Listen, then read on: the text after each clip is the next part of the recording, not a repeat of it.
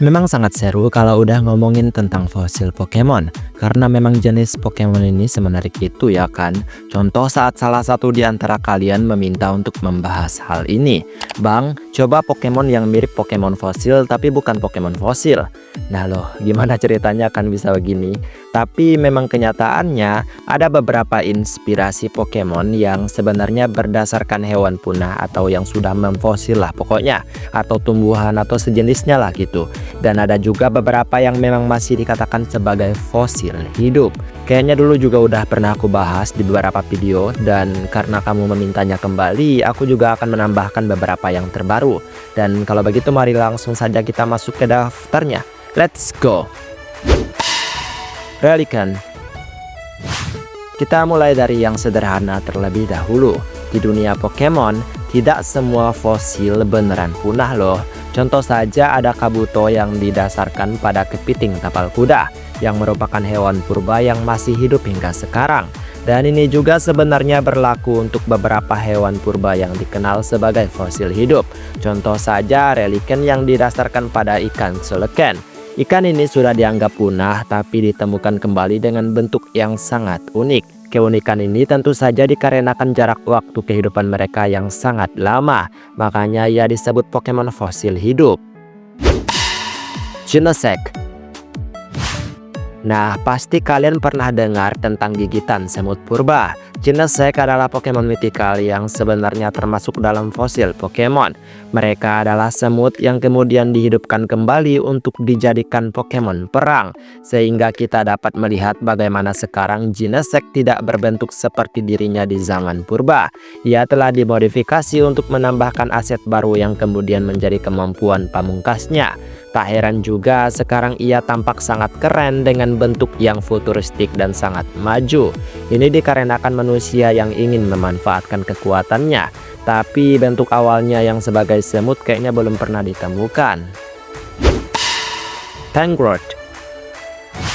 Semenjak ada evolusi lanjutan untuk Pokemon lama, sudah banyak pula cara baru untuk merevolusikan Pokemon tersebut. Contoh Pokemon yang berevolusi dengan cara mempelajari move atau kekuatan tertentu di level tertentu juga, sehingga dapat mengubah Pokemon tersebut menjadi bentuk yang baru. Uniknya, ada beberapa Pokemon yang mempelajari move Ancient Power untuk berevolusi. Tangrowth adalah salah satunya. Kenapa ia bisa disebut fosil Pokemon tapi bukan fosil? Ya ini dikarenakan Tangrowth sebenarnya didasarkan pada tumbuhan yang telah lama punah. Makanya tak heran kekuatan purba dapat mengubah Tangela menjadi Pokemon yang satu ini. Yanmega. Yanma adalah spesies Pokemon yang muncul di generasi kedua Johto Region. Seekor capung yang berterbangan di lapangan berumput rimbun yang sangat sesuai dengan habitatnya ya pastinya ya kan. Namun sama halnya dengan Tangela, Pokemon ini juga menerima evolusi lanjutan di generasi keempat, yaitu dengan Ancient Power dapat mengubahnya menjadi Yanmega. Dari sini sudah ketebak mengapa Pokemon ini bisa dikatakan fosil Pokemon tapi bukan fosil. Kalian mungkin sudah pasti sering mendengar tentang spesies capung purba yang pernah hidup di bumi. Mereka sudah lama punah dan yang terlihat hanya capung kecil saja. Tapi dengan kekuatan purba, kita bisa melihat capung raksasa tersebut hidup di Pokemon kembali. Lapras. Lapras adalah Pokemon yang kuat tanpa evolusi yang sudah ada sejak generasi pertama. Punya bentuk yang sangat unik. Lapras sangat mudah dikenali di kalangan penggemar. Namun dalam Pokédex-nya sendiri, Lapras sebenarnya hampir punah karena perburuan liar. Sampai konservasi berhasil menyelamatkan Pokemon ini dari kepunahan. Tapi berbicara soal inspirasi, Lapras sebenarnya didasarkan pada hewan punah yang bahkan sudah lama punah, sehingga dapat dikatakan bahwa ia adalah Pokemon fosil yang di universe Pokemon bertahan dari kepunahan. Cetitan. Di generasi ke-9, sebenarnya lumayan banyak Pokemon yang didasarkan pada hewan-hewan punah. Ini mungkin masih berkaitan dengan gimmick baru mereka, yaitu Pokemon Paradox yang salah satunya berasal dari masa lalu. Tapi yang menarik menurutku adalah Cetitan. yang merupakan paus penghuni salju yang sangat besar dan juga berkaki. Ini mengingatkanku pada penemuan tentang paus yang dahulu sebenarnya adalah hewan darat. Mereka punya kaki dan kemudian beradaptasi di dalam air, sehingga hanya menyisakan sedikit tulang kaki di tubuhnya. Ya, bisa jadi si Titan adalah paus purba tersebut yang tidak meninggalkan habitatnya di dataran bersalju, membuat eksistensi mereka bertahan hingga saat ini. Jadi bisa dikatakan ia juga fosil hidup. Raikou. Di video sebelumnya, aku sudah membahas beberapa hewan punah yang sebenarnya sangat diharapkan untuk menjadi Pokemon fosil. Dan salah satu di antara hewan tersebut adalah saber-tooth tiger yang terlihat keren untuk diadaptasi.